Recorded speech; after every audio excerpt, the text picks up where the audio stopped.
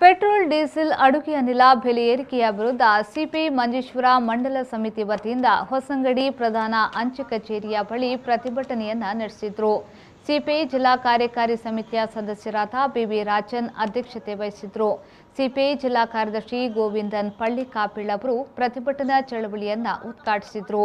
ಮಂಡಲ ಸಹ ಕಾರ್ಯದರ್ಶಿ ಎಸ್ ರಾಮಚಂದ್ರ, ಸಿಪಿಐ ಮಂಜೇಶ್ವರ ಮಂಡಲ ಸಮಿತಿಯ ಸದಸ್ಯರಾದ ಗಂಗಾಧರ್ ಕೊಡ್ಡೆ, ಮೋಟಾರ್ ಕಾರ್ಮಿಕರ ಯೂನಿಯನ್ನ ಜಿಲ್ಲಾ ಅಧ್ಯಕ್ಷ ಮುಸ್ತಫಾ ಕಡಂಬಾರ್, ಸಿಪಿಐ ಮಂಜೇಶ್ವರ ಲೋಕಲ್ ಕಾರ್ಯದರ್ಶಿ ಶ್ರೀಧರ್ ಮಾಡ, ಸಿಪಿಐ ಬ್ರಾಂಚ್ ಕಾರ್ಯದರ್ಶಿಗಳಾದ ಪ್ರದೀಪ್ ಬಡಾಚೆ, ಕಿರಣ್ ಮಾಡ ಮೊದಲಾದವರು ಪ್ರತಿಭಟನೆಯಲ್ಲಿ ಪಾಲ್ಗೊಂಡಿದ್ದರು.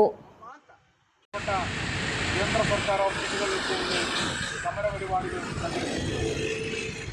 നേരത്തെ സൂചിപ്പിച്ചതുപോലെ ഇപ്പോൾ പെട്രോളിൻ്റെയും ഡീസലിൻ്റെയും വില ദിവസേന വർദ്ധിപ്പിക്കുകയാണ്. നമ്മുടെ രാജ്യത്ത് ഒരു ഘട്ടത്തിൽ പെട്രോളിൻ്റെയും ഡീസലിൻ്റെയും വില നിശ്ചയിക്കാനുള്ള അധികാരം ഗവൺമെൻറ്റിൻ്റെ നിയന്ത്രണത്തിലായി.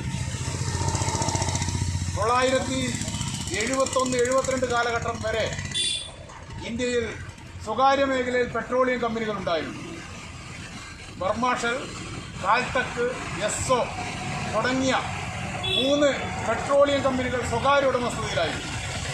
1971-72 കാലത്ത് ഇന്ത്യ പാകിസ്ഥാനുമായി ഒരു യുദ്ധത്തിലേർപ്പെട്ട സാഹചര്യത്തിൽ അമേരിക്ക പാകിസ്ഥാൻ അനുകൂലമായ നിലപാട് സ്വീകരിക്കുകയും ഇന്ത്യക്കെതിരെ തിരിയുകയും ചെയ്ത സാഹചര്യത്തിൽ ഈ 3 സ്വകാര്യ എണ്ണ കമ്പനികൾ ഇന്ത്യൻ പട്ടാളത്തിൻ്റെ ആവശ്യത്തിന് പോലും പെട്രോളും ഡീസലും നൽകാൻ തയ്യാറാകാത്തൊരു സാഹചര്യമുണ്ടായി.